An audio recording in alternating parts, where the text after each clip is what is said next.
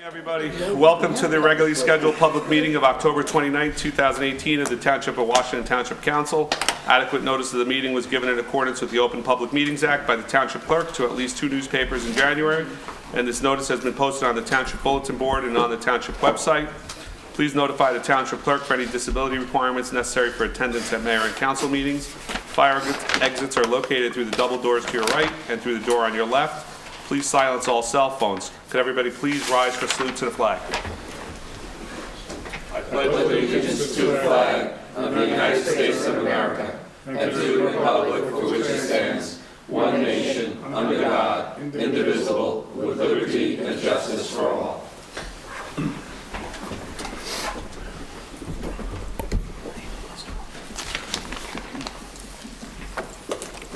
Roll call. Councilman Bruno? Here. Councilman Casio? Here. Councilman Cumming? Here. Council President DeSena? Here. At this time, the Mayor and Council would like to express our deepest sympathy and send our most sincere condolences to our brothers and sisters of the Jewish faith here and in the Pittsburgh community.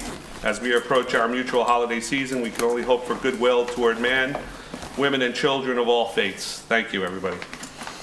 At this time, we'd like to welcome our new administrator, Mr. Bob Tuvo. He is joining us full-time. Welcome. Nice to have you up on the dais. For the opportunity to serve you and the members of the community. Thank you. Mr. Mayor, would you like to say anything else? No, just look forward to working with Bob to keep things moving along. Thank you.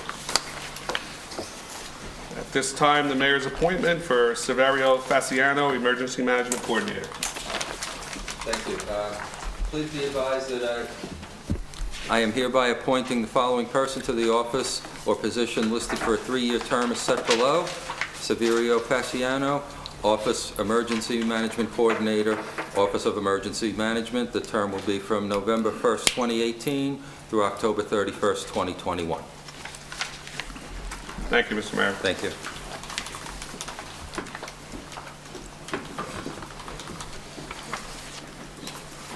Approval of minutes, none. Do I have a motion to open the meeting up to the public? So moved. Second. Councilman Bruno? Yes. Councilman Casio? Yes. Councilman Cumming? Yes. Councilman Ullman? Yes. Council President DeSena? Yes. If anybody would like to come up to the table and address the council at this time? State your name and your address, please. My name is Eugene Greco. I live at 697 Clinton Avenue, Washington Township. I'm the president of the Volunteer Ambulance Corps here. Good evening, Mr. Greco.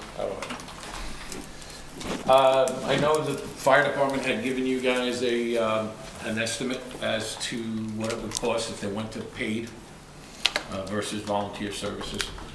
I have the same as far as what Washington Township would be paying for the Volunteer Ambulance Corps versus, paid corps versus the volunteer. Basically, there would be three EMTs at $15 an hour for 24 hours, 365 days a year, and that comes to $394,200. Allowance for night and holiday weekend differentials is another $78,840. Allowance for benefits, including medical, vacations, etc., is $350,000. 5-year cost allowance based on an ambulance just purchased, RRIG, at $280,000. For 5 years, you needed $56,000 for the per year. And like I said, it was $280,000. By that point, it's going to be, because this has everything on it, that all the modern computers and so on and so forth, modern litter. Let's see.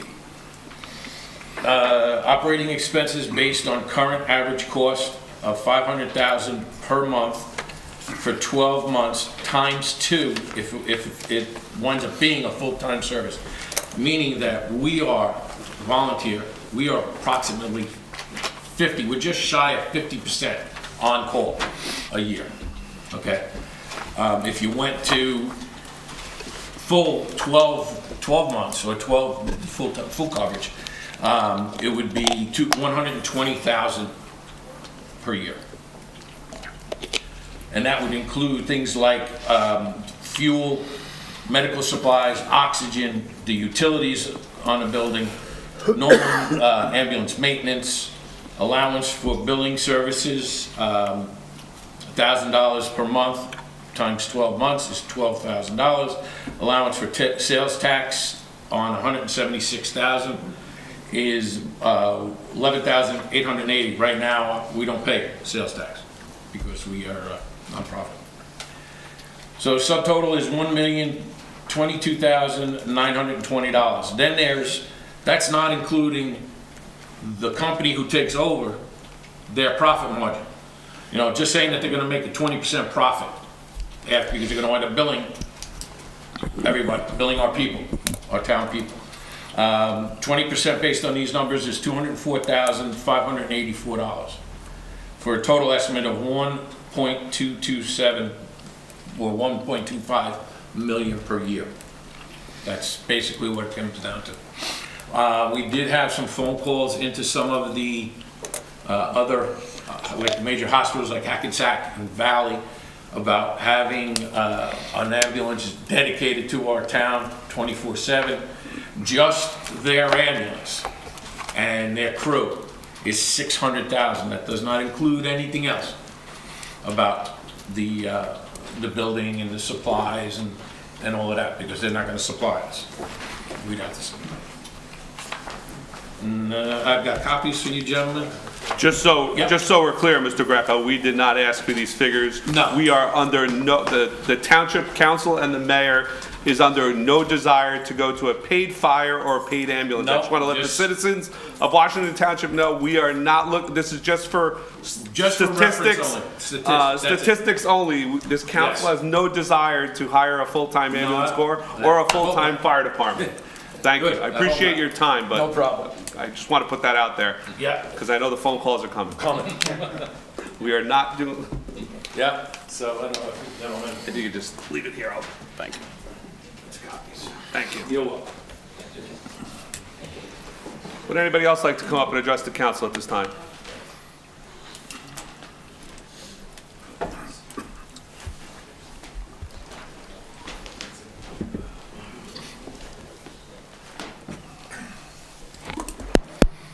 Good evening. My name is Frank Gozell. I live at 464 Van Emberg Avenue. I've attended some recent planning board meetings, and it was stated that the council in a closed session approved a $73,000, I don't know what it was, not a payment, a bond, or some kind of money in the Viviano pumping station settlement to cover, I believe, a breakdown. And I was just wondering, like, this issue is still going on as far as the planning board goes. But how could you guys in a closed session come up with $73,000 to cover something that you have no idea what the cost of a pump or what this maintenance, they were talking about a possible engineer being retained to monitor this pumping station system. It just doesn't seem that that $73,000 is going to do anything. I'm not an expert in attorney fees, but I'm sure if there is a problem with that homeowners association or whatever system they have to cover the cost of this pumping station, if they default in any way, shape, or form, it's going to suck up all kinds of legal fees. I'm just asking the question to the council. How'd you guys get involved? Why would a planning board issue come to a council? Yeah. Okay, so the Viviano project is basically the result of a Mount Laurel lawsuit that happened quite a while ago, as I'm sure you're aware. I'm not telling anything new. Been through it for the last 20 years. Right, exactly. And the 73 units that were approved was part of the settlement that was approved by the court as part of the Mount Laurel settlement, okay? 48 single-family homes, 25 townhomes. Can right? you pull the microphone toward you? I'm sorry. At the time of the approval, which was quite some time ago, the issue of the sewer disposal system was not resolved, okay? And initially, there was discussion, and I'm talking about planning board things now, not council things, but there was thought process that there would be a sewer system that would work with the gravity system, but it involved Kennedy Park and a whole host of other things. So the long and the short of it was that the alternative, or the reasonable alternative, if there could be an alternative, would be a pump station being put on the site, and this was part of the fact that the sewer district was assigned to Ridgewood. I know this is a little bit long, but I'm just going to bring you forth to how the council got involved. So the issue, although mostly a planning board issue, does involve the township allowing a pump station situation, short of the court allowing it, because there's nothing that prevents the applicant to go to the planning board, propose it, and then go to court. But the proposal was, would the town agree or enter into an agreement involving the pump station, okay, and involve the borough of Ridgewood. After a lot of years and bringing in our engineer and having meetings with the council, and I won't get into some of the closed session things, but part of it is part of a litigation. The Viviano project is still governed by Mount Laurel and the Mount Laurel settlement and part of litigation, okay? The issue came up about this pump station, and talk was brought up with the engineer, and we're lucky enough to have a council president who's an engineer as well.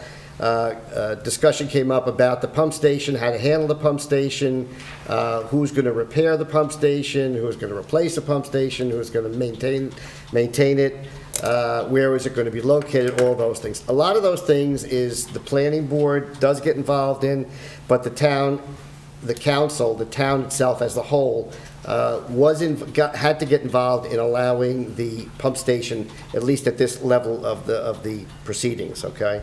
At that point, the issue came up about allowing a pump station to begin with, or just saying no pump station, okay?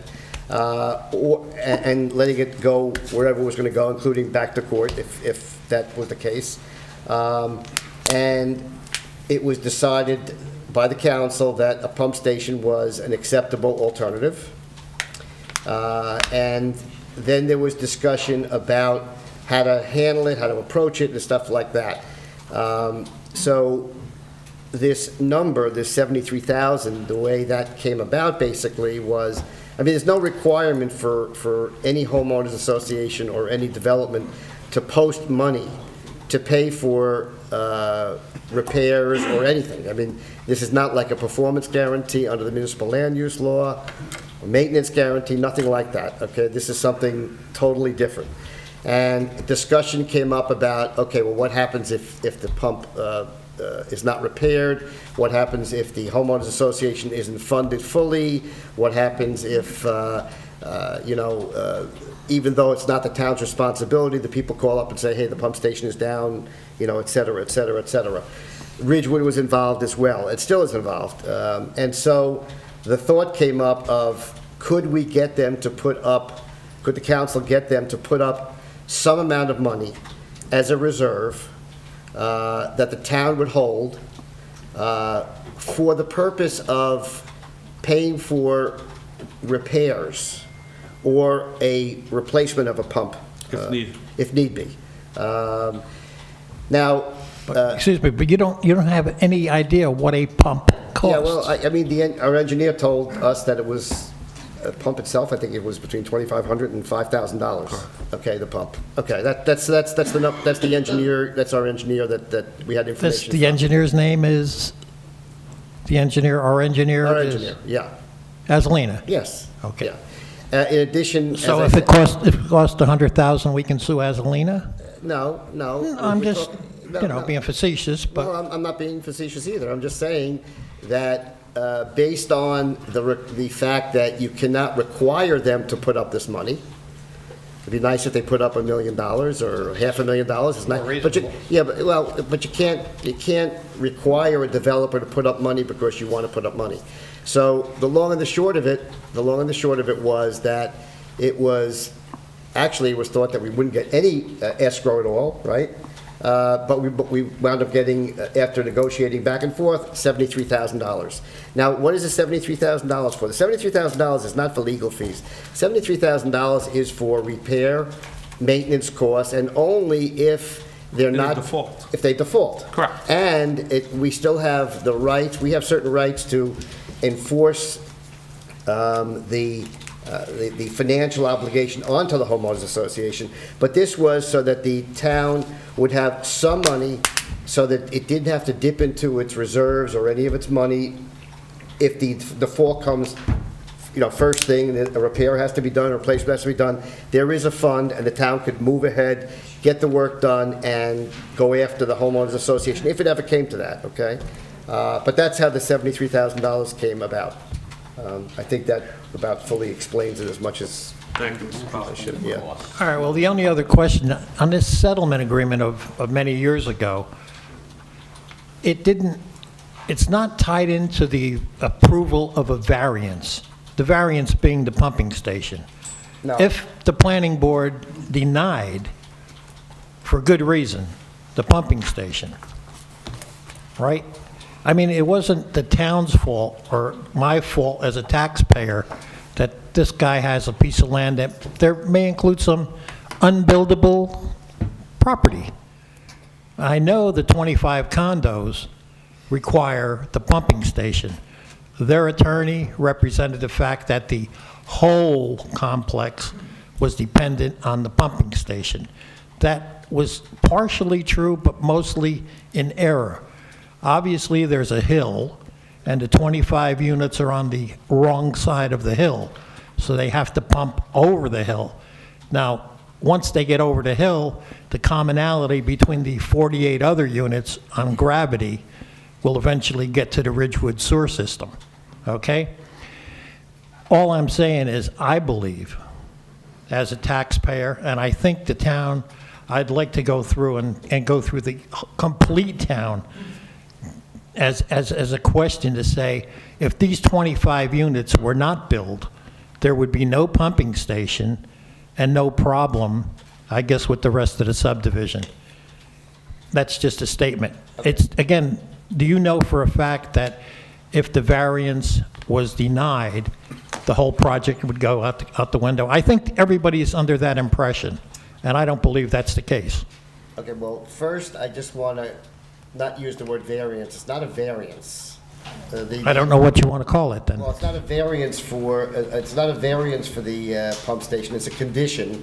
It's dealing with providing sewer for a development, utilities for a development. So it's not like going to the zoning board and getting a variance from a prohibition. The fence can only be 6 feet high and you want 7 feet high. That's not what this is. This is a development condition, which is obviously part of any development, okay, because you have to have sewer, and it was part of the Mount Laurel settlement. And you have to keep in mind, and you can't get away from this, that it was part of a Mount Laurel settlement. And a Mount Laurel settlement, and I'm sure you've heard it at the planning board level, and I'm sure you've heard other people talk about it, there are certainly ways that they have in terms of making it easier or not as difficult to get the project completed if it was a Mount Laurel resolution. And that's what this was. This was a Mount Laurel resolution, even though the settlement was negotiated so that there were no affordable units at the location, and they were dealt with differently, regional contribution agreements and other credits that the town had. So while there were no affordable units at the location, the settlement is still a Mount Laurel settlement. And one other thing, the Mount Laurel settlement, in that case, is also, was utilized in resolving the current COA settlement that the town had, which all the municipalities had to start in terms of the declaratory judgments. I'm sure you're familiar with those. And the calculations and so forth of that settlement were part of the settlement that we had this time as well. All right, well, I sort of agree with you, but on the pumping station end of it, I don't see the logic there. I don't think the agreement was predicated on having a pumping station, and I would call it unbuildable property without it. And I think the planning board and the council should be against the pumping station. We don't have any pumping stations in town. I don't think anybody can honestly say they know what it's going to do, what it's going to cost, what's going to happen if it breaks down, what if these guys walk away, what if, there's a lot of what ifs. And they're going to go ahead with this project and say, we'll worry about it later. Believe me, in my opinion, I've been around for a while. The developer gets so-called variance, clearance, whatever you want to say, and this guy's in South Jersey. And I happen to know the Vivianos. I was up there when they were there, right? They're never going to come back, all right? But I'm going to live with it, and everybody in this town, including you guys, are going to live with this in case it fails. So I'm not vehemently, but I'm against the pumping station. The rest of the subdivision, when the master of the court approved it, it was a flat piece of paper, and it looked like it was feasible. Now, all of a sudden, after many, many years and many, many review, it's like, oh, I've got to put in a, who knows what it is, it's a pumping station. Pumping station. Right, for these 25 units. I think he can live without these 25 units and without the pumping station, my opinion. And I think the town would feel the same way. But thank you for your explanation. It was pretty good. You did all right.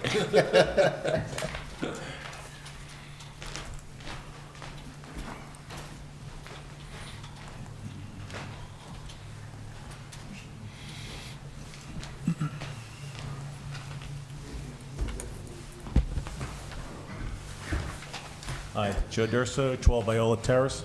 Good evening, Mr. Durso. How are you, Mr. DeSena? Is it on? Yeah, it's Big on. mouth anyway, so you can hear me. Staying with the planning board, I was at the last two meetings. Just Is the lights on? how about now? Anyway, I was at the last two planning board meetings, and I guess this is just a technical question, if I may, for Mr. Pollard. Sure. I did ask Mr. Bell a question at the end of the second meeting, and I was at the first one, and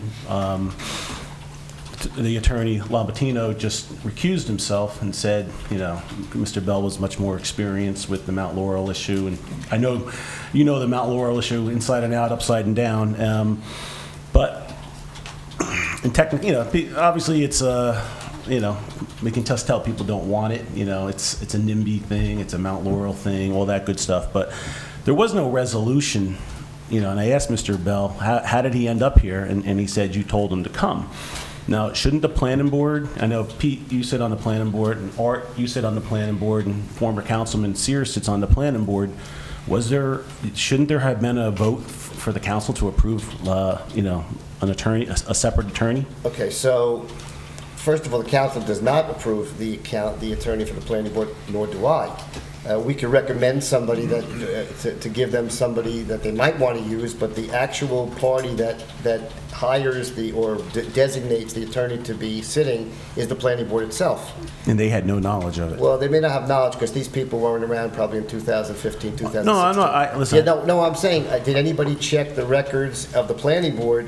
Because from my recollection, I think that there was a resolution that was before the planning board, and again, I'm not going to say what exact date, but I'm going to say somewhere in the neighborhood of end of 2015, beginning of 2016, because when the Viviano matter started to come alive, I think that was the time frame it came alive, Right. and that's when Mr. Bell was, recommended to be, the special attorney for it, and there's a reason for that, because he's an excellent No, I know. land use attorney, excellent. He's a planning board attorney. He's a municipal attorney. He's been a developer's attorney for many years. He's very knowledgeable. No, I get it. Yeah. I just, And I think if we. it was just Yeah. odd that Lamatino recused himself. Well, Lamatina is the current planning board attorney. yeah. So if there's going to be a special attorney for a special project, he would say, I'm stepping aside for that, and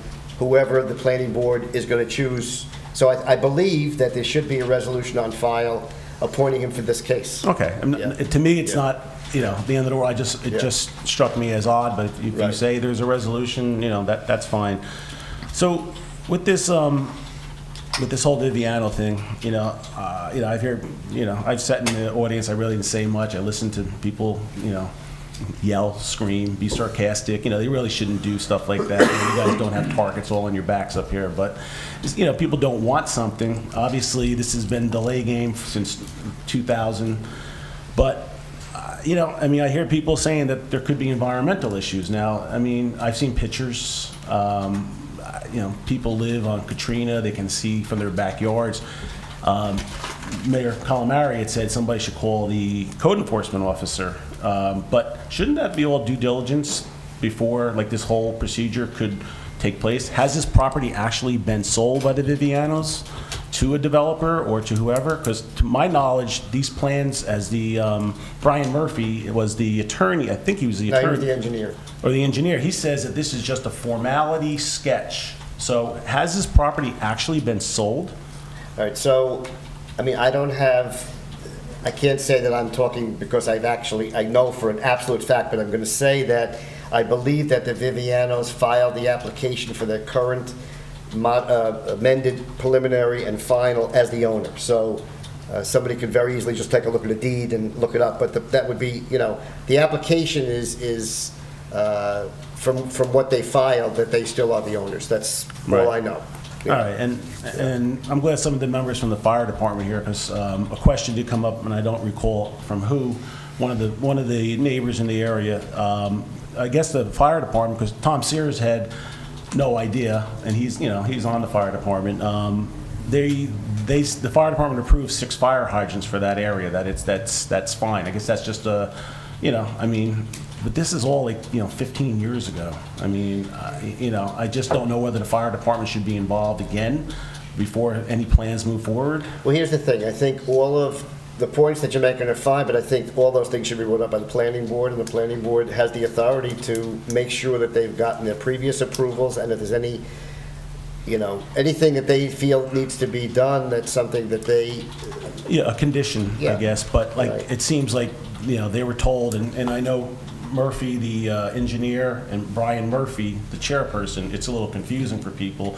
Okay. And I forgot the attorney's name. Szymanowicz. Szymanowicz. They were kind of getting aggravated because everybody wanted to talk about everything else other than a pump station, and I get what the planning board was saying, that we're here to, vote on a pump station and that's it, but it just seems like this whole property, and I get the Mount Laurel issue, but it just doesn't really fit with the residential character of the town. 60-foot wide properties, they're going to go up, 1 come on. minute, Mr. Durso. All right, it's just, 85 to 100-foot wide properties in Washington Township, and we're going to put homes with 60 feet wide. There's nothing the planning board can do or change these developments. It's just, I feel bad. I don't live over that way. I just know that street is horrible, and you're going to put all that traffic on there.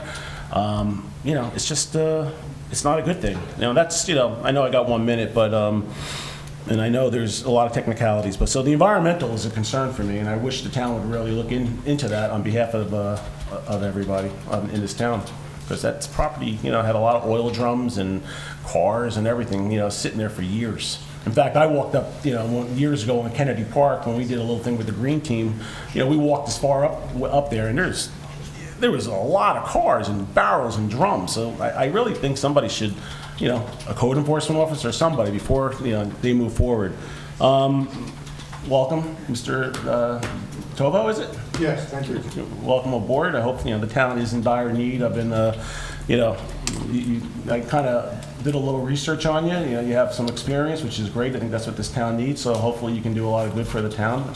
Appreciate it. Appreciate you guys, taking the time to get an administrator. I really didn't like that it was a special meeting. You know, I don't think any of us really knew about it. We like to attend the meetings or watch it on WCTV, but I understand the urgency of getting an administrator in.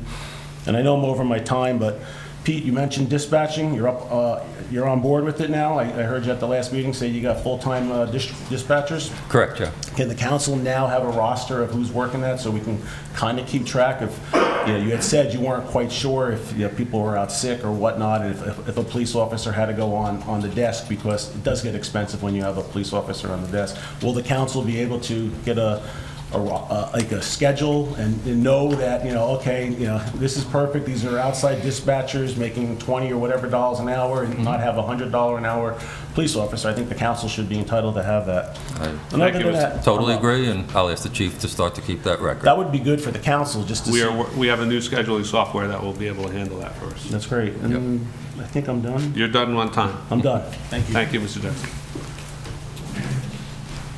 Mrs. Osmond? Mary Ann Osmond, 960 Adams Place. I was going to start with something else first, but I'll continue with the planning board because I was going to say, I was at that meeting, and I was the one who asked, because it was said to the planning board that the council had approved, those were the words used, the pumping station. And I questioned, I had come to every meeting and I had not heard, you know, that the council had approved. And I was told by the mayor and Mr. Cumming that the council had done it at the last meeting. I said, but I was there, and they said a closed session. I think that was my whole point here. It was a closed session. Mr. Pollard has just told us everything that was said at closed session, if I'm not mistaken, because this is the explanation of the pumping station, correct?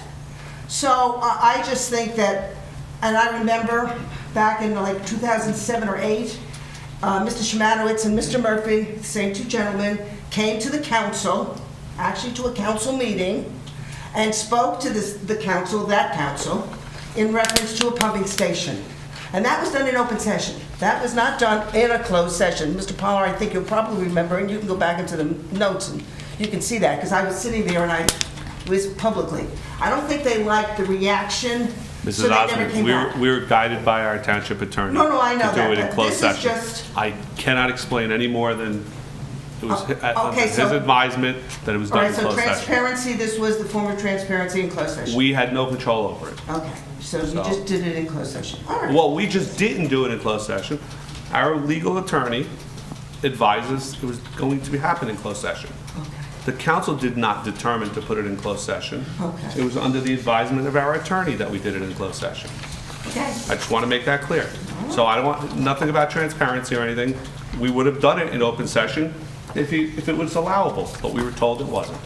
Yeah, I just, when it So- talks about closed session and possible litigation, I can walk out of this building right now, fall down, break my leg, and the council could go into closed session to discuss the fact that I may sue you. That's all I have to say. Also, there was another thing that happened at planning board that somebody maybe should talk. Mr. Murphy, who again is the name of the head of the chairman, he said that at that meeting, it was a public meeting, it was a special public meeting, because it wasn't the 30, it's supposed to have been this Wednesday, the 31st, the regular scheduled one. He said that there'd be no public portion. Well, I think somebody should explain to him about the difference between a public portion. Every public meeting has a public portion.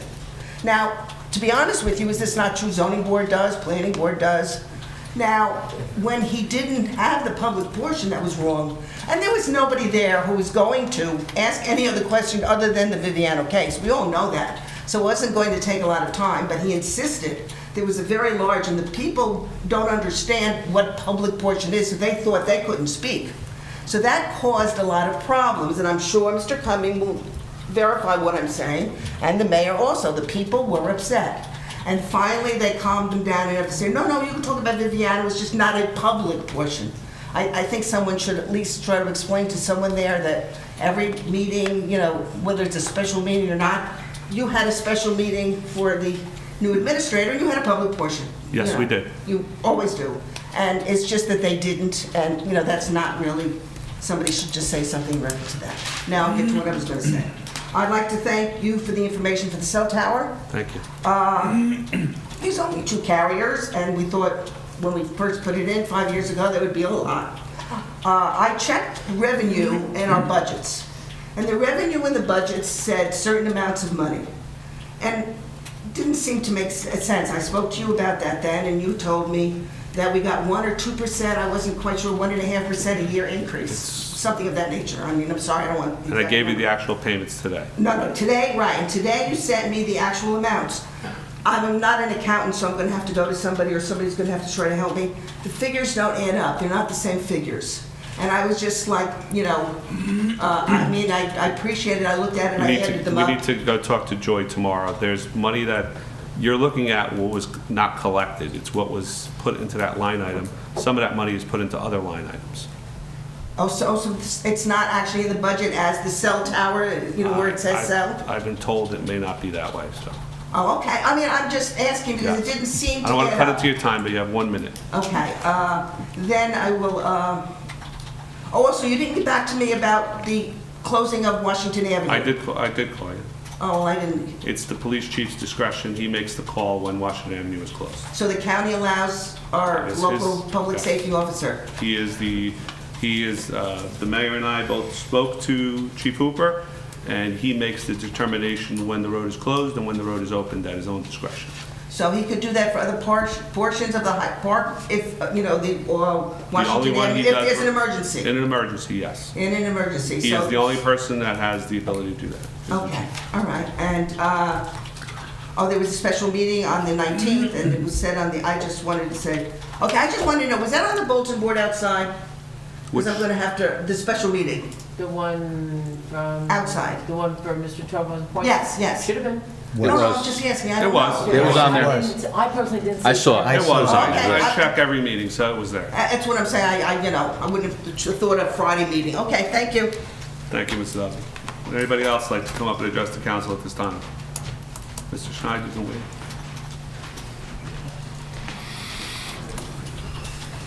David Snide, 91 Windsor Circle.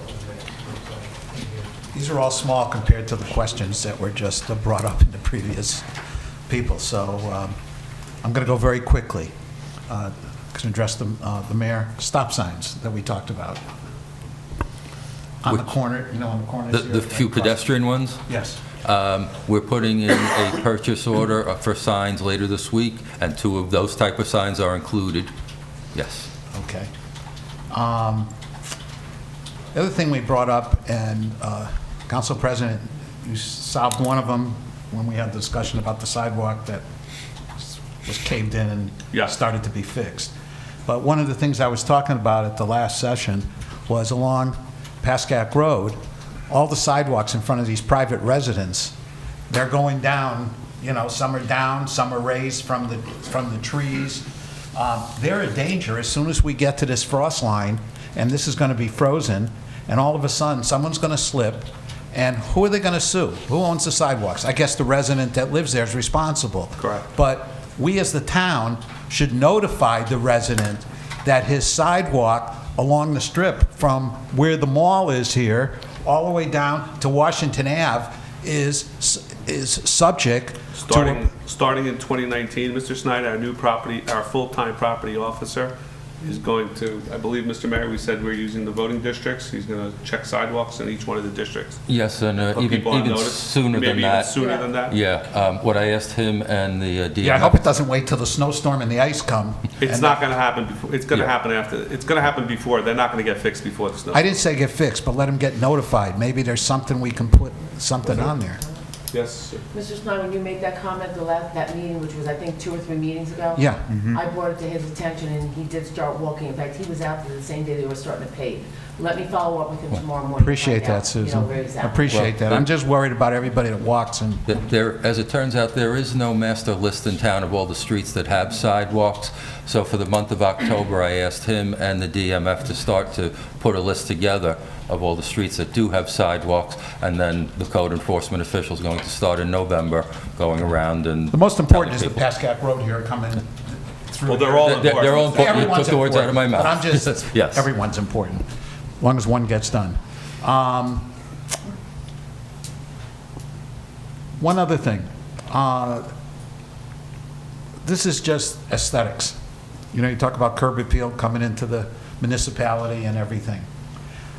How come our stairs that go up to the offices have not been They're the addressed? next thing to be addressed. They'll be addressing. God, everything I'm asking, you're saying yes, that's great. They're I coming mean, this All the week. floors are done. We're down to the last floors to be done. I'm just saying to you, it's not. It's the last it's not floor, right? becoming. We have enough money to look halfway They are decent. coming on Wednesday, they're gonna roll out the carpeting. I thank they're gonna you. Cut it, they're gonna bound it, bring it back and install it, and clean the stairs before they install it. I think you've, That's the last building floors that need to be Yep.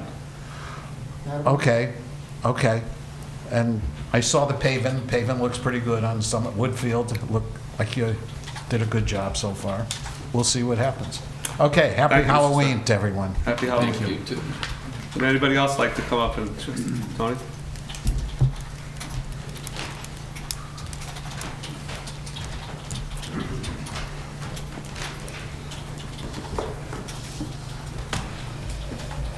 Tony Plantamura, 808 Robinwood Road.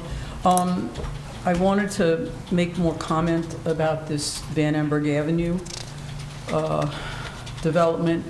First of all, it's just so frustrating as a taxpayer, not just in this town, all over the state now, that we have to fight City Hall about everything. This development does not belong there.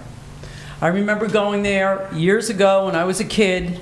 I'm not going to tell you who, but I contacted some of the neighbors that used to live there, and I was back there in those woods. There were oil tanks back there. I used to go back there, and there used to be a lot of rusted equipment back there. I know there were 2 houses back there. I saw dumping back there several times. So this is my question, what it's building up to. Is the DEP or the EPA involved in any of this? Or are they exempt too, because, Mr. Pollard, because it's a Mount Laurel thing and they get No. away with a lot of stuff like you just No, suggested? DEP has jurisdiction if there is a problem, yes. So who is conducting the research into any contamination on that property? Well, it should be the planning board that recommends that that's done. The engineer could recommend that that be done if he believes that there is something going on. Well, I'm telling you there is, because I've seen it. Okay, well, okay. So the planning Well, board it- should do the right thing Okay. for the taxpayers of this It town. only takes a phone call to the DEP to register. Can that be a done? complaint. Anybody can do it. Anybody can do it. You Call could the do it. 1-800 Anybody number can do it. tomorrow, right now. Just They'll take say, your call. just give them the address and then tell them that there's, tell them all the things that you know about. Okay, that. we'll do that then, because I don't see how anybody else, I'm not getting the information that somebody else did that, when they should be doing that for the taxpayers and the people that live in that area, because obviously nobody wants it. You know, I just want to say something. This is so frustrating to listen to this, living in this state now. I understand that as a homeowner, all of us now have to go to apply to cut down a tree. Is that true? We have to get permission to cut down a tree and pay for that now, right? You need a permit. There are some regulations about the cutting of trees. Okay, well, what kind of regulation is there for overdevelopment like this that nobody wants? Does Mount Laurel just get to do whatever it wants? Because I don't want it here. I'm tired of the social engineering crap that we're hit with for massive development with no kind of grand plan at the state or county level. I've said this before, on what is too much, because we don't have the capacity for the traffic flow in this state anymore. There should, as far as I'm concerned, there should be a moratorium on building in this state until somebody comes out with a grand plan on how our quality of life is being affected in the state. Because I always loved New Jersey, but I'm starting to hate it. I can't even drive in this state anymore without getting the goddamn headache. And it really is so time-consuming to travel around here. And there's IHA is right across the street. Did anybody talk to them whether they want more development right across the street? What about the safety issues with buses and everything? Like, I don't think the research has been done here so that we can come to terms of whether this property is even developable, allowed to be developed. And this pumping station, we don't have that in town, and until you can answer who's paying for that, I don't want to pay for a pumping station in this town. And you shouldn't want to either. Because if you need a pumping station, that means something's wrong with the flow of water and everything and the sewer line, so it shouldn't even be built. Because once the state's out of it, they'll go, the taxpayers have to pay for that too. We have 1 minute, Tony.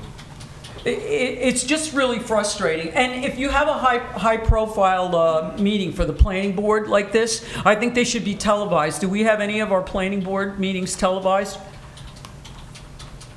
Not currently. Well, like, they should be for something like this, because this is going to affect everybody, okay? But really, I think if I'm not going to make the phone call, somebody should, maybe Mr. Azzolino can, maybe you can, to the DEP. If not, I'm going to make the call to the DEP, because I do not believe that enough research has been done on this property. I think there's contamination there. It was abused. I saw it. I walked back there, and I'm not going to tell you the people that gave me the information, but I know people that lived in that area and said the same thing as me. So, as the board and the planning board, I would appreciate it if people looked more into this before this land is taken away. And I don't want those trees cut down. I'm not a tree hugger and I'm not an animal hugger, but right now I'm hugging them because I'd rather have the animals and the trees there than more traffic, more asphalt, more houses, and a pumping station. Thank you, Tony.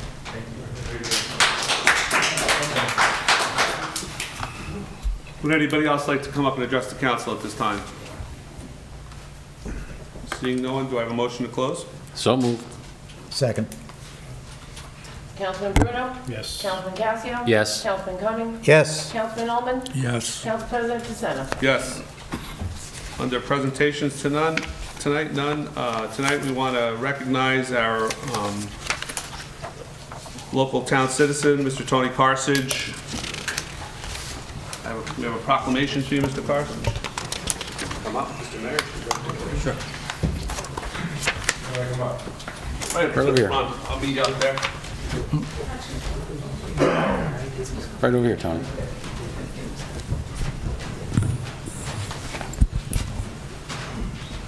So Mr. Carthage was hired as the St. Joe's head football coach and physical education teacher in February of 1985, whereas Tony Carthage was appointed the school's athletic director in 1993 until the end of 2018 academic year, at which time he will retire, and whereas under Tony Carthage's leadership, the athletic program achieved national prominence, and whereas Tony Carthage retired from the position of head football coach at the end of the 2013 season, and remaining to this day the most wins as head football coach in Bergen County with 338 career victories, 20 state titles, with 17 of them at St. Joe's, and whereas the last couple of years an arrangement was made allowing Tony Carthage to fulfill this position on a part-time basis in order to spend more time with his family and his grandchildren.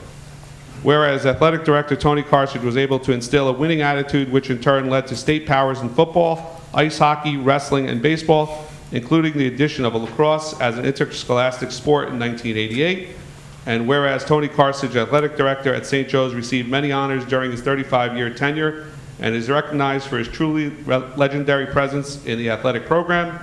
And whereas on October 6, 2018, Tony Carthage Day, the field at Robert J. Dinello Stadium was dedicated as the Coach Tony Carthage Field, along with the formation of endowment scholarship, Anthony J. Carthage Leadership Award. Now, therefore, be it resolved that the governing body of the Township Council of the Township of Washington does hereby thank him for his devotion and positive impact to the youth of St. Joe's Regional High School on this day, October 29, 2018, signed Mayor Peter Calamari and the entire council.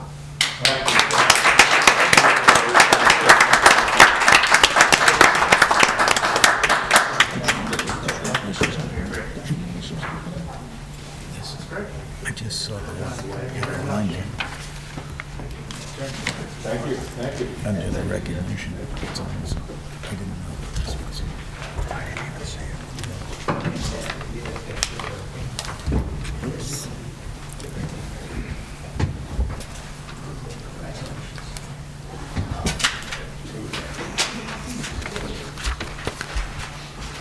Under ordinances, adoption, second reading, none.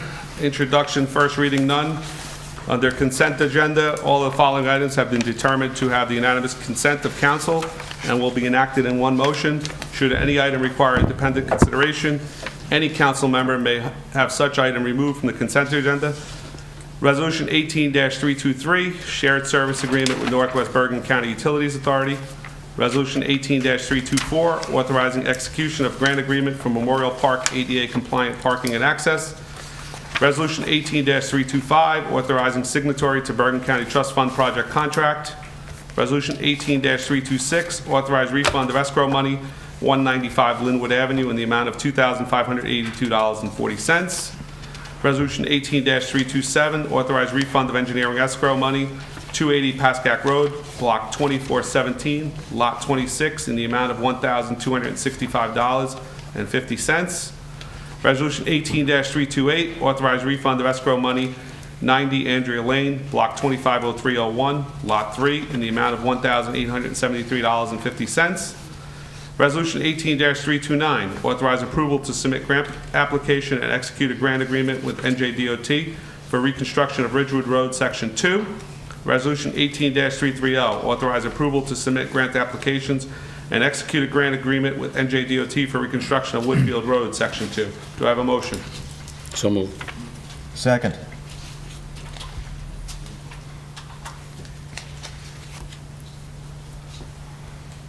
Roll call. Councilman Bruno? Yes. Is this Councilman to Cascio? discuss? Or? Mr. Ullman, did you want to discuss any, or we good? I did. Oh, you did? Yeah, can you just pull 18-329 for separate vote? I'm going to abstain from that.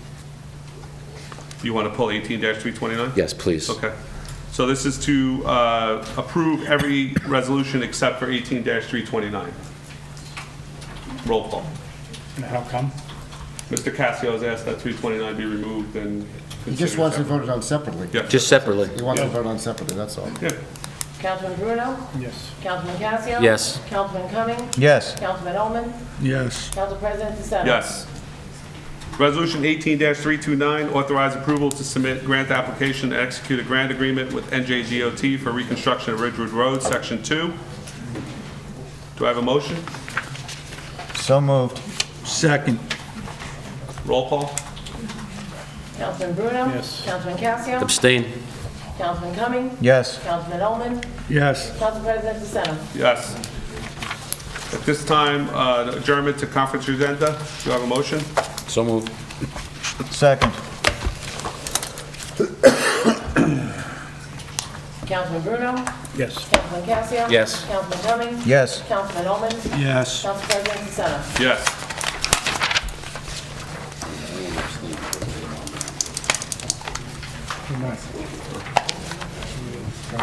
No, that's not good. It's getting cold now. The one by the temple.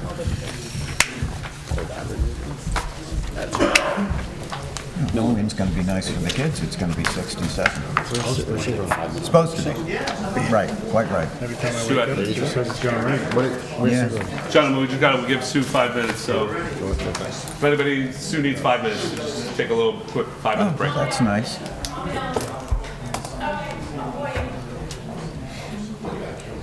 She's back. That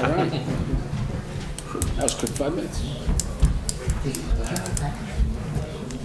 Yeah, it's upstairs in the office. You want to Oh, okay, thank you. You're supposed to get checked? Really? Under conference agenda for today, Mr. Bruno, you wanted to talk about the project tracker? Just wanted to know the status. I mean, I thought it was a good tool and I haven't seen it in a while. With Mr. Tovo, just having barely a week in the office, he and I will have one for the next meeting. So the project tracker will commence starting our next meeting, Mr. Bruno. Yes. Okay. The down trees behind the library, Mr. Bruno? Yeah, I know, I think we had run out of money in one fund, but is it November that we start transferring money around from different funds? Correct, and also we're taking a look, there might be something in the road ordinance, since we are paving Woodfield Road, that we can take maybe some money from the road improvement fund and use that to clear those trees also. If so, I'll need we're researching it, if so, I'll need a resolution from the council for a change order for that. So either way, at the meeting in November, we'll either be doing a transfer or a resolution. Okay. Leaves on streets, Mr. Bruno? Yeah, this was, actually had to do with the paving. I know we were I think, late in the paving, but I'm just trying to understand whether or not the leaves on the streets affected the paving, or we were able to get what we needed paved, or where'd we end up with that? The streets are all paved and the leaves were not an issue.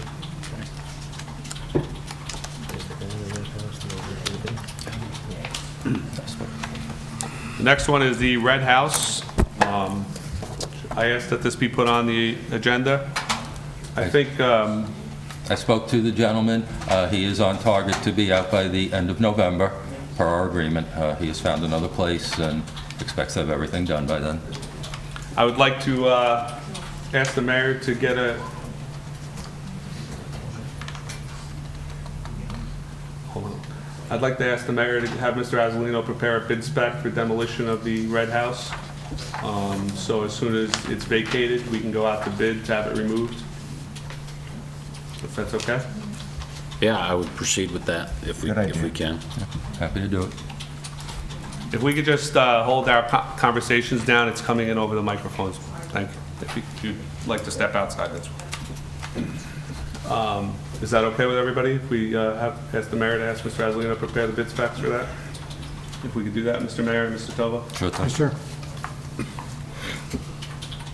The special meeting date of November 5th for the PBA negotiations. Is everybody available for that? I might have a problem, but do we have some red lines I can review? We are not at that point yet, Mr. Bruno. Okay. Will we have it soon? Well, we have to review the proposal that we want to give back to the, Do we have the proposals that they it proposed? was in your packet. No, well, Well, it's I'm going to give them out. If they have, I'm going to give them out tonight to everybody. Okay. They'll be given to you in close tonight. What day is the 5th? That's a Monday, or? The 5th is next Yeah. Monday, correct? Okay. Short Mr. meeting. Allman, are you available for Was that the service? second date that was proposed? Yes. Yes. Mr. Cumming, are you available next Monday? Yes, sir. What's that? He's not here. Who's not here? Mr. Cumming is here. Mayor Catalano. They're not here, Mark? They're Oh, not. no, they can't be here anyway, yeah, you're right. No, Doesn't matter, you meeting. can't be here anyway, so. Mr. Bruno, will you be able to make it Monday? I might have an issue, but Okay. if I get any documents, I'll certainly give my input. Dr. Caskey, are you available next Monday? As far as I know, I'm here, yeah. Okay. So We we schedule have it for three- Monday? we Yeah, have we have three? three for Monday. At what time are we making that? 6:30, is everybody okay? No, 6:30 too early, 7:30? 7 o'clock? 7. 7 o'clock? 7 okay, Mike? 7 o'clock, please, Mr. Collins? Right. I will advertise for 7 o'clock. then. I had asked that the firehouse proposal be put back on the administration conference agenda for review. I think we received a great proposal from RCA. Where is that, Mike? What's that? Where is that? The proposal? No, you put it on the agenda, you said? Oh, no, it's number 6. Firehouse proposal.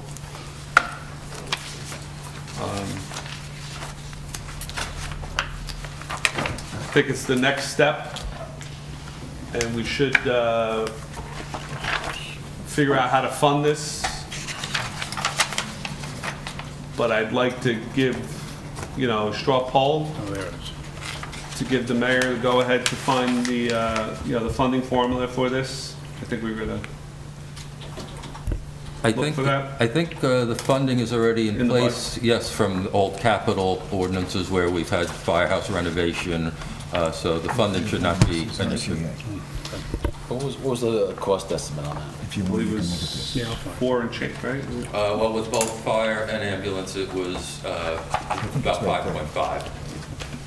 Oh, you mean the study or the whole project? The whole, no, the plans and specifications Yes, part. no, not that's an expensive 400K. plan. 396. Okay, that's what I'm saying. Okay, Yeah, it was that's, 400,000. I think we should, with the money being available through past ordinances that have been encumbered and not used, I'd like to proceed with getting this going. The longer we wait, the more inflation's gonna play into this. I think we need to get the ball going. Do we know what ordinances we're eating into? I mean, we can skip down to one of my questions as to, these unused ordinances, which ones and how much, and what's left? Well, Mr. Calamari did say it's old firehouse ordinances that were for maintenance that was never performed. And I understand, do we know No, which not ones? maintenance, actual replacement of the building. Oh, or- yeah, they're building replacement Do we ordinances, have but do we have the numbers? we can get those numbers for you, Mr. Bruno. Thank you. That's Once it. our new CFO our full-time CFO is slated to start on November 13th, so she will be able to get that information for us right away. Do you want to hold off on that until you get the information? I don't how think much we it have? needs, the money is there. We've already reviewed it. There's Okay. enough money there for the 400,000. But she will be able to provide us the exact ordinances, Mr. Bruno, as soon as she gets here on the 13th. Correct, Sue? That's the day she starts? And I did check with a couple of people just to make sure that this dollar value is good. Everyone said this part of it usually runs about 10% of the project. We're under. So it seems like we're getting a, good fair deal from Connolly. So is everybody okay with Mr. Calamari, Mayor Calamari, executing the agreement?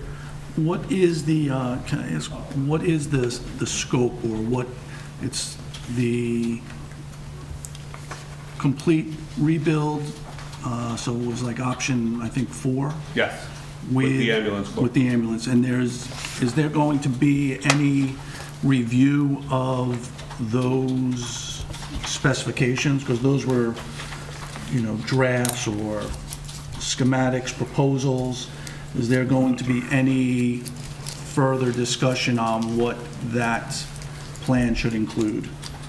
Definitely, that's part of the 396,000. Both fire and ambulance will have input to tweak that option or any other option that they so desire. And Will then the council? And then I was going to say, once they are done, it will come to the council.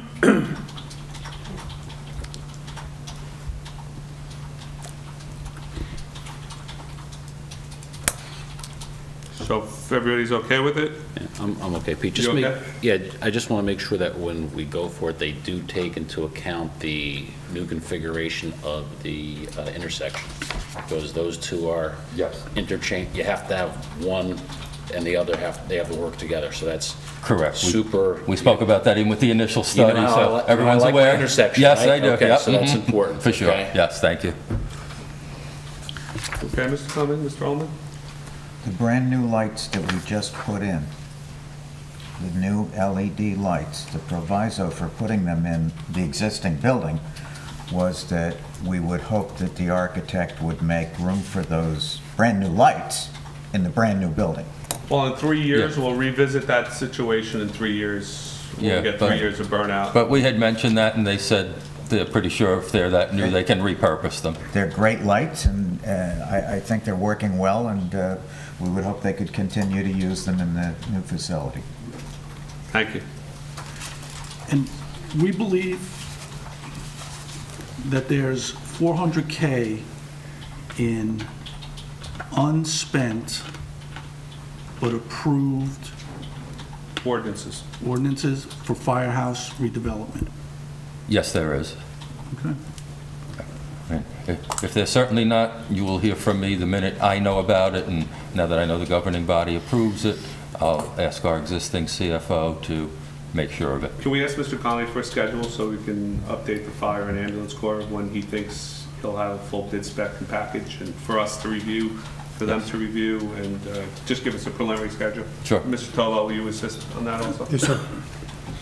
And if you could, the monies that are in an ordinance, can you kind of break down what those monies were exactly for? Was it for reconstruction, Peter? Was it for maintenance and reconstruction? I don't think it was maintenance, I think it was just either rehabbing the building Yeah, or replacing it. I may have Okay. misspoken by saying maintenance. Yeah. because Okay. I keep thinking of that pipe that never was maintained, so Okay, it's stuck in my head forever. all right.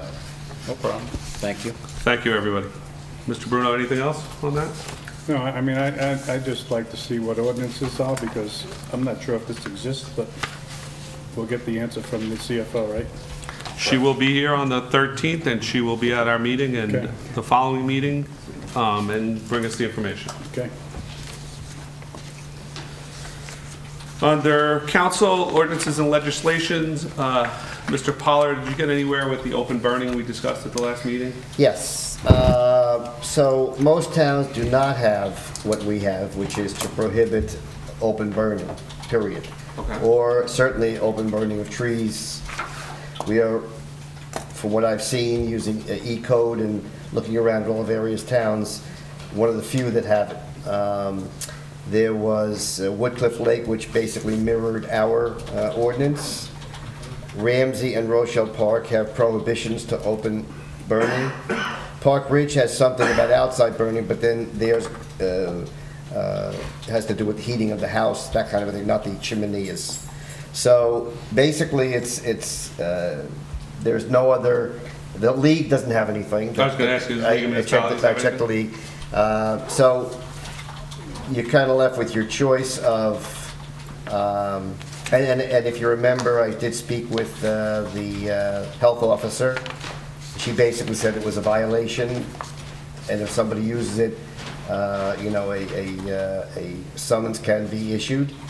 So you're faced with the proposition of, A, repealing the ordinance so that open burning is allowed. That's a possibility. I don't think you want to go with the possibility of leaving it on the books and not enforcing it, because that leaves it subject to, selective enforcement, things of that nature. One neighbor could use it and one neighbor won't. Or come up with some sort of scenario where you allow possible open burning under certain conditions, such as only on I'm just throwing this out, weekends, hours, things of that nature. I mean, I'm just throwing it out, and I'm not saying do it or don't do it. I'm just saying it's one of those things. So it's kind of an open field for you to be creative. Okay. Or not. So what are we trying to address? A resident A resident raised complaint. an issue. Raised an issue that somebody apparently was using their chimney on a very regular basis, and the smoke was wafting into that person's residence. Is that right, Sue? Right? And Yes. Yes. this is outside burning, so. Outside burning. If And I that think that's the same only- resident, And I think it's the only complaint we had, right, Sue? Yeah, I haven't heard anything else. if that same resident burned his fireplace 24/7, 365, would we have, based on our current ordinance, any right to restrict that? No, because that's through a chimney in a house, you mean? Yeah. Yes. No, that's okay. It's not a prohibition. It's not open burning. And do we know if it's being done, is there a pile in his backyard, or, that he's just throwing a match on, or is there a vessel that it's contained in and that it's, I believe it's a fire pit, right? That was Yeah, I the believe it's complaint? a fire pit. I don't believe it's Yeah, just like. the resident came to me and it was a fire pit. So it's being done at ground level versus at chimney level above your roof line. I mean, What about chimney level? That's 3 feet, so that's low. The chimney, and that's no good? Well, that's the same thing as a fire pit, it's low. Well, it's closed though, it's not open. What do you mean? An open fire pit, it's just, they throw logs in it. They have, I've seen it in some of the neighbors, they just have stone, throw logs in it, and they go berserk. I mean, I have a chimney, but it's enclosed. We had this issue a Been number of running for 20 years years. ago when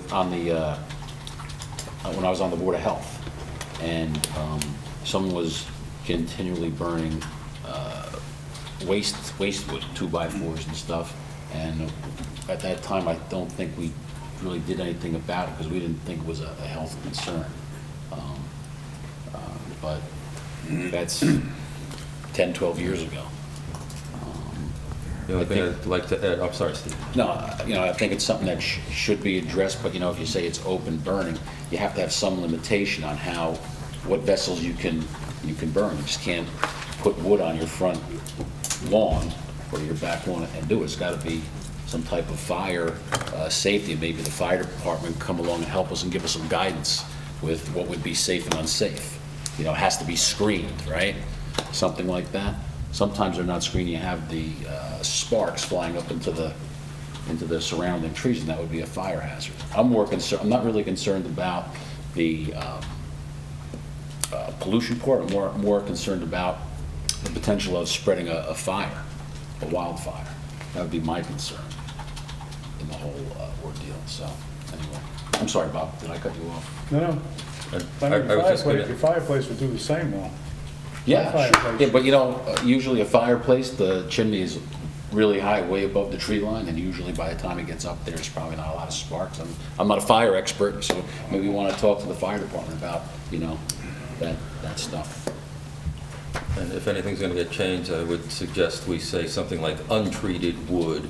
You don't want treated wood where, you couldn't let off carcinogens or something like that, so I just throw that out there. Okay. Let's investigate.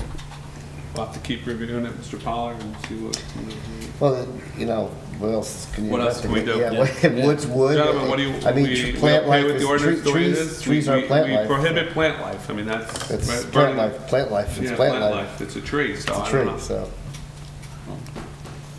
What else are you gonna put in your chimney? It goes back to, is charcoal considered, it's organic? If someone has a charcoal barbecue, are we going to start calling the code enforcement officer on him? Because he can. So, I think that I am not opposed to Leave it placing the way it any is. more further restrictions. Okay.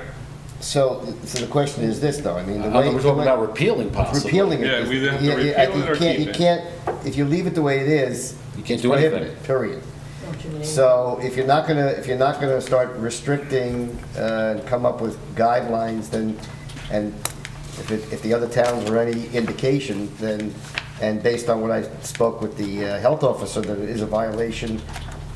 Under then- our ordinance. Under our ordinance, I think that then repeal would be an alternative, because then people could just burn their chimeneas and burn their wood and whatever. I mean, but you can't leave it the way it is, because now it's been brought to our Well, attention. you can repeal it and put limitations into it, right, Ken? You could leave it and put limitations, because Right. you'd say you can't do the following, X, Y, and you right. go there, so, or you could repeal it and let people just, do their thing, and, What does it say? Sorry. Can't burn, You can't do you anything. can't says burn you your can't chimney. burn, you can't use it, Can't use it, Chimney or your fire pit. or your fire pit. or your fire pit. Open burning. Or your prohibited. barbecue. I have fire pit. I have an inside fire and I have a chimney for 20 years, maybe 30. So I think, to me, I would say repeal it or put a condition that you shouldn't be able to burn construction waste, treated wood. I think that's in there already. I think that's in there when you run already. into a problem. I think that's in there already. So- Construction materials, rubbish, that's all already in in there there. already, So yeah. this just had to do with the plant life And aspect. I think of you it. should be able to burn it. If you Treated wanna and have your- painted lumber. All right, so as I they could say. do an ordinance amending it to repeal it. Okay. All right? That would be my input. What about you, Mr. Clement, you for repealing it or leaving it? I think you ought to leave it so that you have some arrows in your quiver, so you have some way to deal with it. Well, I think that's part of the problem, is the health officer doesn't know who sends the violation in right now, right? That's one of the issues, right? No, I think the question was, could a summons be issued? I mean, Yeah, because she's asking Yeah, who issues the right, summons. exactly right. I think that's Right. part of the problem right now, Mr. Cummings. The health officer is getting a complaint. She doesn't know who's the it's basically an air. authority Yeah. who issues this summons. And remember, it's an air pollution issue, actually. That's what it is. It not really a is, fire it's an air issue. pollution. It's an air pollution Because issue. we live in a very densely populated Yes, area, right. and that's the problem. Right. And if people aren't considerate and careful, then I hate to echo everything that Tony says every meeting, but it's true. We're in a very densely populated area, and there are towns that are even more so. And you can't go burning a chimney with all kinds of stuff in it, or everybody's going to smell it for blocks. And it may annoy some people. Thank you. Mr. Bruno? I think you should have a chimney. So you want to repeal it also? So you want to repeal? I only burn regular wood in there, I don't put anything else in there, and it's nice in the backyard. There might be a lot of chimneys on eBay after tonight. I don't know. No, Dr. Cassio, repeal or stay? I would say repeal it. The repeals have it, Mr. Pollard. Okay. Next thing on our agenda is the amend ordinance to include prohibition of marijuana continuation. Mrs. Masella has chimed in. She has introduced another ordinance into the mix. that, Well, actually, I did. oh, you, I was the oh, one. you, She the rep- Upper she- Saddle. She represents Upper Saddle River, okay. Well, I actually had mentioned to Sue that I like this one very much, the one that Upper Saddle River has. And then it turned out, and I didn't realize that she picked the same one. She picked the same one. If we could review the Upper Saddle River one, I guess, Mr. Pollard, would that be your recommendation to If adopt? you're gonna have one, yeah, I will tell you, but I just wanted it to be complete here. I mean, I did take a look at other towns to see what other towns had. Now, this was as of my looking at the code and what was codified. I'm not saying what they have under consideration or first reading, whatever. But it looks something like this, that Franklin Lakes has something with a total ban, except for medical marijuana. Norwood has nothing. Old Tappan is working on one. They don't have anything yet. Woodcliff Lake has nothing. Hoboken, nothing. Rivervale, nothing. Ramsey, yes, and I gave it to Sue. It was very similar to Ridgewood's. Wyckoff's like Franklin Lakes. Saddle River, nothing. Upper Saddle River was the one we talked about. Park Ridge, nothing. Hillsdale, nothing. Oradell, nothing. Horworth, nothing. Marwa, nothing. Paramus, nothing. Hohokus, nothing. Allendale, permitted in some zones. Alpine, nothing. Fairlawn, nothing. I mean, I go on and on. So would your recommendation be, I mean, Angela has, said she's in favor of the Upper Saddle River one. Seems that you're in favor of the Upper Saddle. I like. If we could have Lieutenant if you- Calamari if- look at it also, I would- he hasn't seen the Upper Saddle River one. My view is the following. I don't like the really totally extensive. Ridgewood one? Yeah, that one and Ramsey's, not that, they chose to do what they chose to. I don't think you need all of that. I think that it's something we don't really need. If you're gonna do something addressing all zones, I think the Upper Saddle River one does address all zones, if that's what you want to do. Yes. Totally up to you. So if we can, we'll let Lieutenant Calamari, if we send that to him tomorrow. I know he hasn't seen the Upper Saddle River one. Oh, he has seen it? He's got them all. Okay. Gentlemen, have you had the chance to review any of them? No. Yes. Do you have, Dr. Casio? What would you okay with the Upper Saddle River one? Well, the Ridgewood one is just too extensive. It's very It's so extensive. long, and I don't think it has to be that, refined. They have a different section for every little zone there is. We don't have that many zones, I don't think, right, Ken? So that would be overkill. I think you try and keep it as simple as possible, keep it with medicinal, and I think that should cover you. And recreation. Both. Yeah, well, But you say allow allow medicinal. He's saying but allow medicinal. Allow medicinal. You're talking about sale or? Sale. Oh, no sale, Yeah. but usage. Oh, of course, obviously. medicinal, This is yeah. not usage. This Yeah, is not yeah, yeah. usage. This is not usage, this is Right, well, sale. I was just, I was like, whoa. No, we're not putting a dispensary here in Washington Township, okay? Let's be clear. But It's no, a- we're yes. usage medicinally by law is allowed. permissible. I just Yes, wanna make sure permissible. that- We're doing recreational and medicinal sales right now. Yes, yes. So I disagree with medicinal, just like it noted. Okay. Is this the extent of the Upper Saddle River? It's one page. Okay. I know in my past discussions with the police, they'd rather a more simple one that's less cumbersome to get caught up in language, so. I think it also includes vaping Yes, it as would part of it, include, which is part of their In ordinance. the That's Upper what- Saddle River, yes. yeah, that's why I like it. I thought they liked big ordinances and heavy regulation. And Upper Saddle River? No, the police. Oh, the police. Oh. It doesn't have to be cumbersome to be enforceable. Yes. And I think the other ones. Are very Very cumbersome. cumbersome, There's too many possible shades of gray. Mr. Cumming, are you okay with Upper Saddle River? I thought Upper Saddle River was concise. Yes, sir. I think You it's okay good. with it? Yes, I Mr. am. Bruno, are you okay with Upper Saddle River? I haven't had a chance to review it, but I wouldn't actually disagree with Mike Holman on medicinal stuff. There's a lot's been going on, and, it's just some personal stuff too, so it's kind of an interesting concept. But, as people say, they don't prescribe, no one prescribes a bottle of scotch when you're sick, do they? So, I don't know. Self-prescription, maybe. Yep, right. I haven't had a chance to fully look at it though, Mike, so I will, sorry. Can we, Mr. Pollard, reach out to Lieutenant Calamari tomorrow and see if the police department's okay with Yep. the Upper Saddle River one, so we can put it on the agenda for the next meeting? Thank you. Another issue that's come to light is... Excuse me, Yes. Mike, just one question. Ken, when we were looking at the vaping, we, rather than repealing it or prohibiting it blanketly, we did an exclusion zone that effectively made it a blanket. And I thought at the time, your comment was, it's more defensible to have that type of exclusion as opposed to a blanket. The Upper Saddle River appears to be a blanket. Yes, as is Westwood, and yeah. So the answer is that nobody knows yet because these have not been tested. The reason that I thought the other was more defensible was it had dimensional limitations, and it didn't say you can't have it no matter what. And that, if you're going to run into a problem, that could be the problem.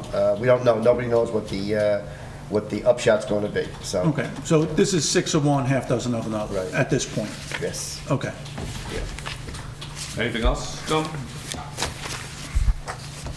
So in talking to Mr. Sedekase, Sue and I have been dealing with some of the issues he's having under Chapter 330 parking regulations. So as our ordinance currently sits, we basically he's only allowed to go and have the police department issue a violation once every 30 days. So it's cheaper for you to go to court and pay your violation and keep the unregistered vehicle or offensive vehicle in your driveway than it is to go rent a parking spot or get rid of it. So in most towns, Mr. Cumming, you may have some input in this, it's done on a daily basis. So Joe is going to, Mr. Sedekase is going to come back to us with some of the things he'd like to see amended in Chapter 330 to make it more modern with the time, because There was a second email that I left you today. oh yes, there Yeah, is. with a little bit more detail about what Mr. Sedekase would like to see possibly be considered reviewed, digested. He wanted to It's the raise the second fees, email didn't that I left on the dais tonight. he? He wanted to raise the fees, didn't he? Yeah. Well, because Bob, right now, you Yeah, know, no, if you're in violation, you get a $100 ticket from the police department, and you leave the vehicle there. It's cheaper to leave it in your driveway than it is to go rent a parking space. Right, it is cheaper, And that's true. he has no way to get the vehicle out of there, and the neighbors have to deal with, you know, some people have 2 or 3 vehicles, so they're paying $300 a month, but they're still saying it's cheaper than renting a parking space somewhere else.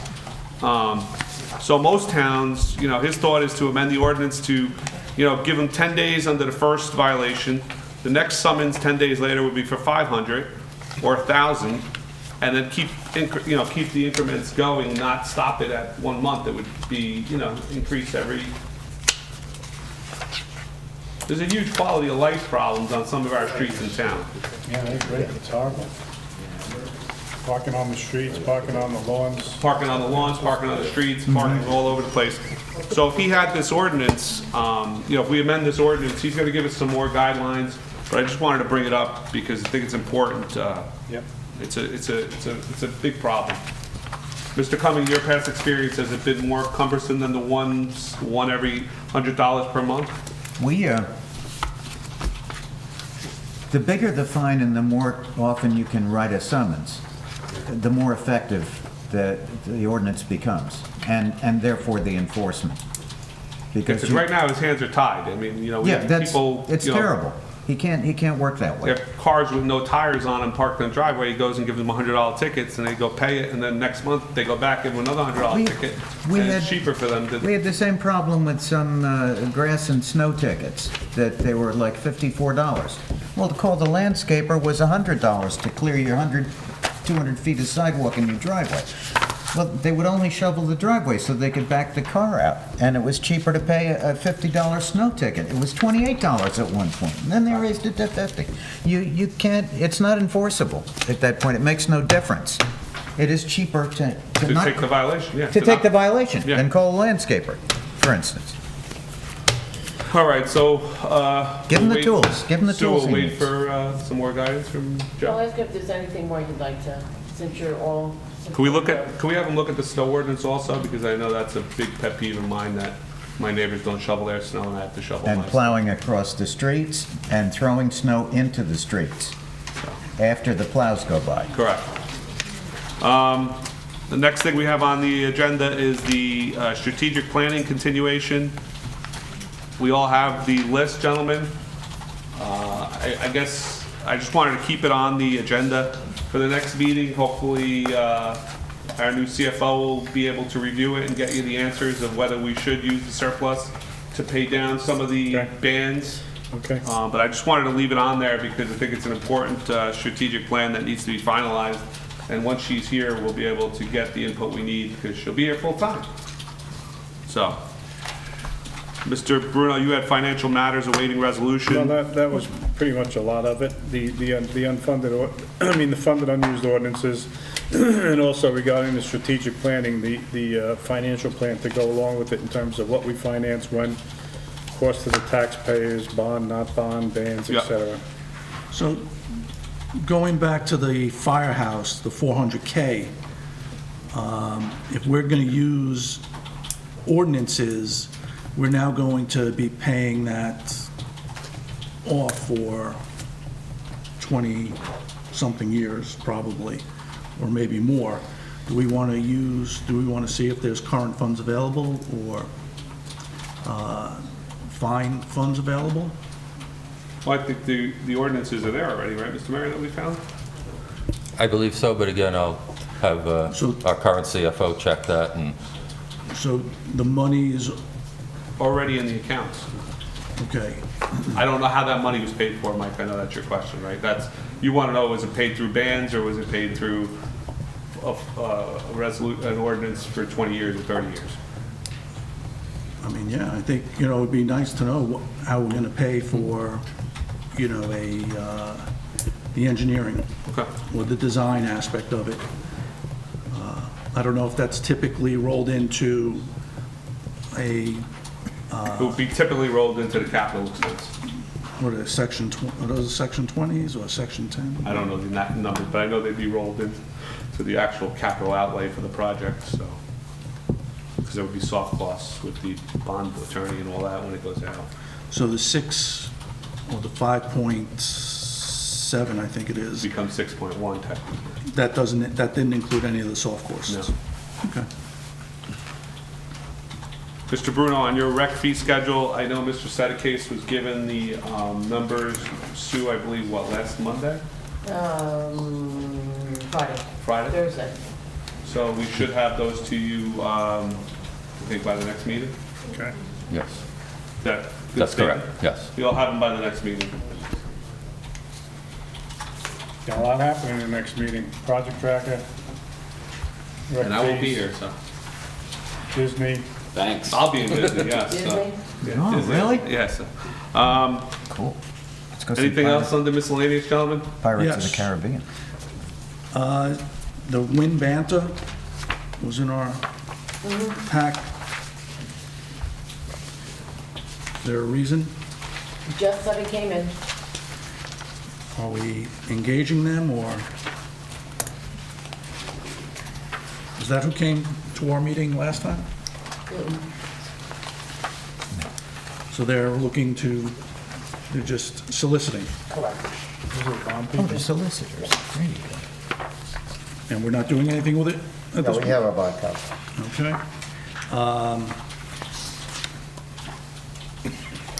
Abolishing the GRC? Are we doing anything with that? Or is that just a FYI? I didn't hear.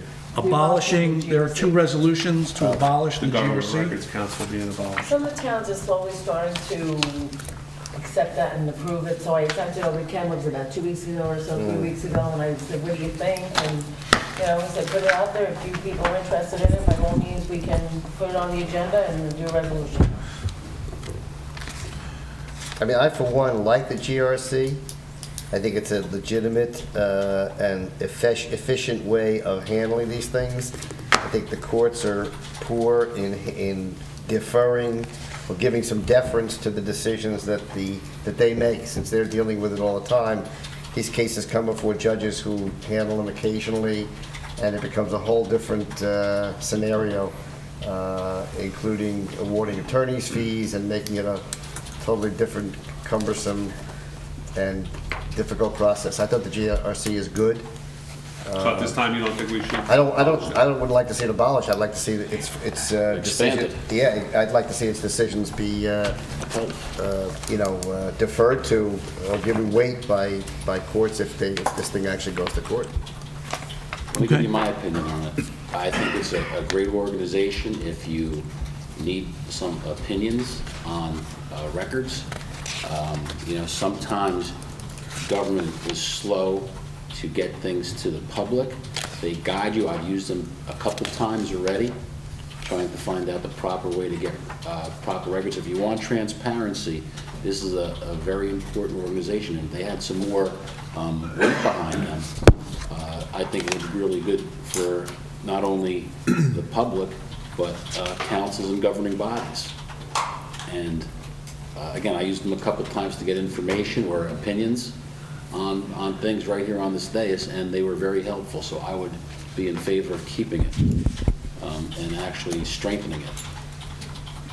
They're very, one of the few agencies that actually you can get someone on the phone very quickly.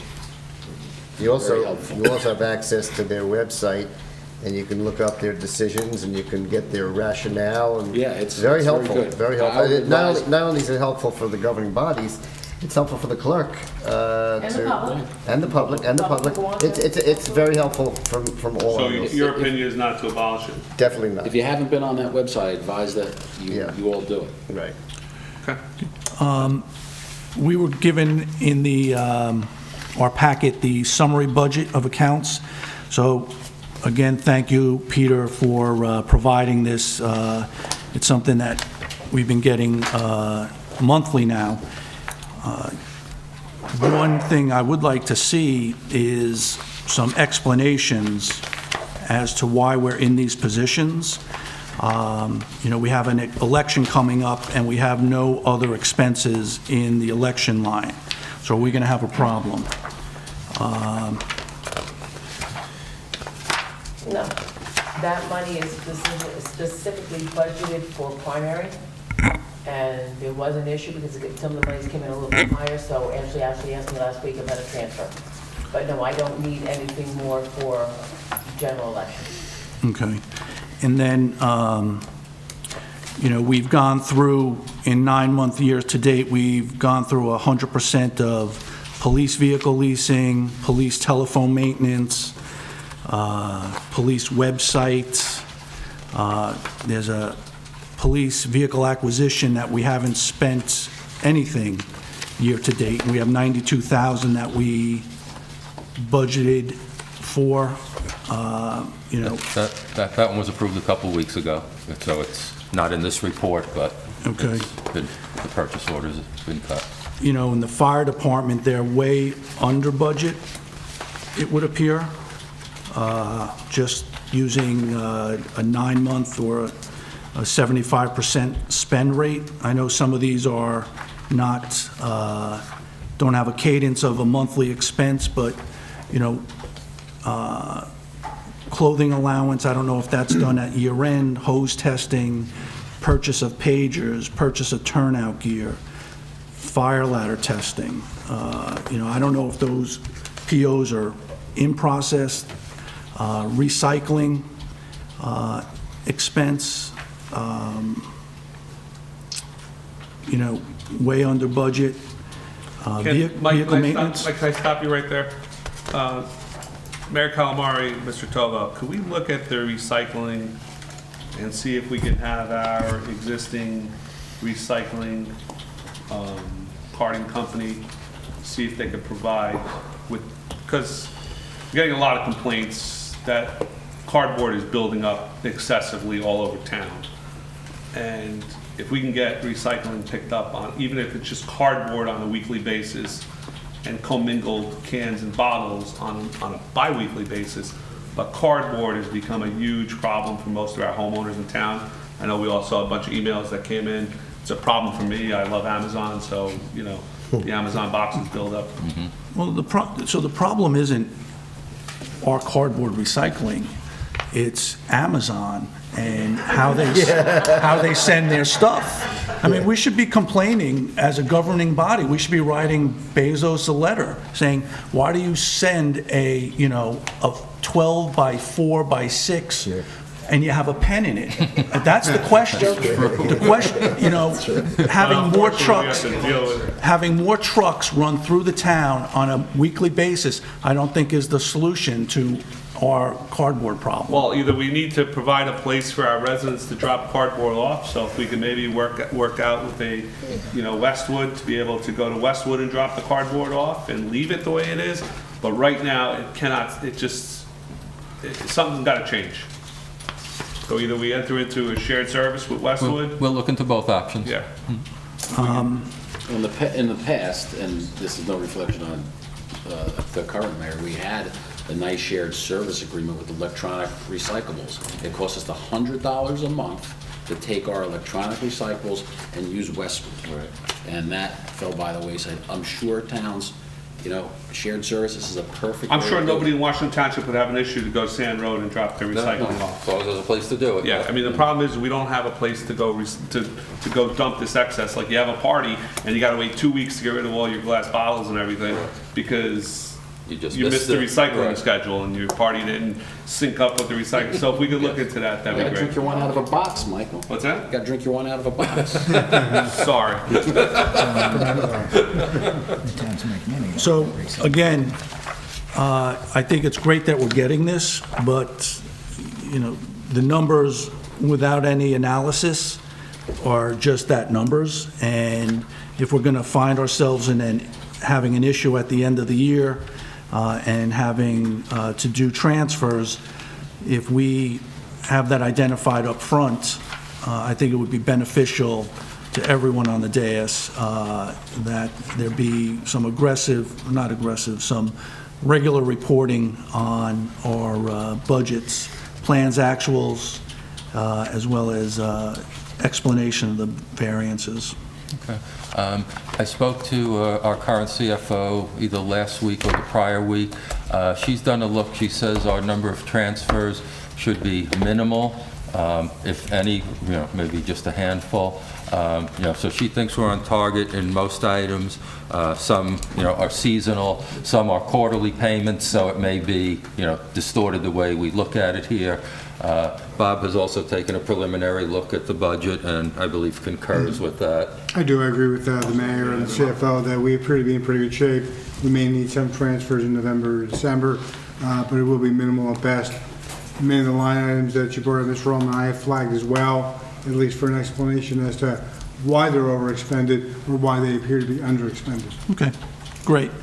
And then the last thing is on the dais, we had this DOT grant for local freight impact fund. And looking at it, it talks about warehouse distribution and other freight nodes. I'm on Van Emberg. I don't know if the banana company is considered a freight depot or distribution center, but there's a lot of bananas. People eat a lot of bananas because there are a lot of trucks going down my street. And, they talk about pavement preservation, truck safety, mobility, things of that nature. Is it possible to ask Paul if this is even something to be considered? Yeah, generally Paul looks at anything that comes from the DOT. If he doesn't already have a copy of this, I'll forward him one. Yeah, okay. Mhm. Also with Hillsdale, is that, if that goes back online or if it's not online yet? Right. The waste transfer management. The waste. I was thinking about the waste transfer station, if it goes, full born again, where we have the big tandems coming through town. That'd be a good way to look at it. Thank you. Mike, may I ask? Yes, Mr. Bruno. Ken, On COA, special master, and tax appeals, are we done with these three, do you think? Definitely not on the COA. The master, we're done? No, we're not. We're not done. So, well, one thing, right? No, there's three different budget amounts, but the master, we have a lot still technically left in the budget. I don't know if we are. No, the master, I wouldn't be grabbing money out of that because she's coming, a lot of her work is being done now. She's reviewing the last group of the ordinance plus the spending plan. She has to make a final report to the court. She has to come to court for the compliance hearing. So She's gonna start using her money. she's going to use her money, yeah. And tax appeals? Tax appraisers? I think usually we know by now, right? Yeah, I don't have any expenditures for that. Okay. Okay, I just, one other thing, on the emergency management coordinator, is this a replacement of somebody, or is this, what is this, Fasciano? Yes, it's a replacement Cicchetti? of, yes, Mr. Cicchetti. Did he resign? He resigned that position.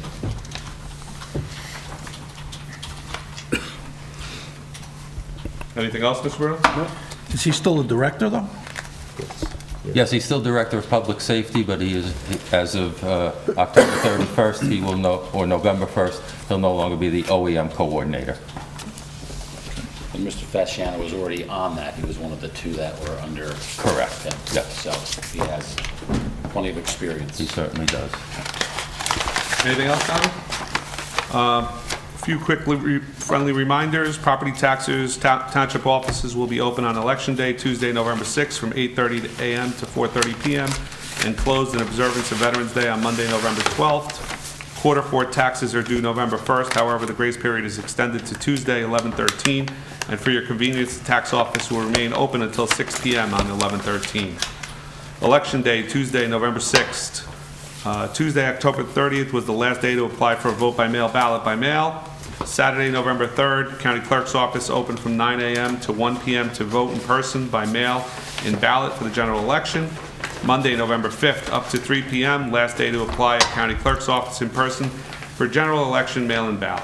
Tuesday, November 6th, will be open general election from 6 a.m. to 8 p.m. There will be a free rabies clinic on 11/3/18 this Saturday. Township of Washington Board of Health will be holding its annual free rabies vaccination program from 9 a.m. until 10:30 a.m. at the department. It's the DMF, 350 Hudson Avenue. Can we make a motion to change the DMF to Department of Public Works? Because even our own staff... So moved. Because our staff doesn't know Second. the difference. So if our staff doesn't know it, I don't know how people are supposed to know it. Thank God. I think that's just under your resolution, right, Ken, if I understood correctly, changing the name? Changing the name's not a big deal. We do have to change the code and change all the references. Whatever we have to do. Can we change the Yeah. Department of We're Public the- Works? We're the to only January one in the 1st? Yeah. state. I know that. Dogs are welcome from 9 to 10 a.m. on leashes, not retractable leashes, and cats from 10 to 10:30 a.m. in carriers. Pets of residents from other municipalities are welcome to attend. Paper shredding recycling event is rescheduled for Saturday, November 17th at Town Hall from 9 a.m. till 12 p.m. Do I have a motion to go into close to discuss police contract negotiations? Resolution number 18-331. No? No, you were going to hand out that? I'm going to hand it out, but there's no Oh, meeting. we're not going to discuss? All right, then motion to adjourn. So moved. No closed. Second. Yes. I don't know if it's my time now. Councilman Bruno? Councilman Casio? Yes. Councilman Cumming? Yes. Councilman Owen? Yes. Councilman Sexton? Yes. What am I gonna, I can watch a game tonight? Right?